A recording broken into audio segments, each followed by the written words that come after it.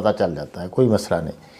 جب پتھریاں دونوں گردوں میں پیدا ہوں اور خارج بھی ہونا شروع ہو جائیں، کبھی پیدا ہوں کبھی نکل گئیں، کبھی پیدا ہو گئیں نکل گئیں، دونوں گردوں میں درد، دونوں گردے تھوڑا وزنی، تو یہ دراصل ہوتی ہے کیلشیم والی پتھریاں، اعصابی پتھریاں، تری سردی کی پتھریاں۔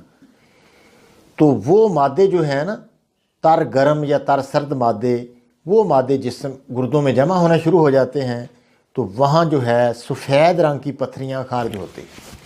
ایسی پتھریوں یا سفید رنگ کی یا تھوڑی سی وہ خاکی طرح، خاکی جیسی، یعنی معمولی اس میں سفیدی زیادہ نہیں ہوتی، کریم رنگ کی پتھریاں، تو وہ خارج ہونی شروع ہو جاتی ہیں۔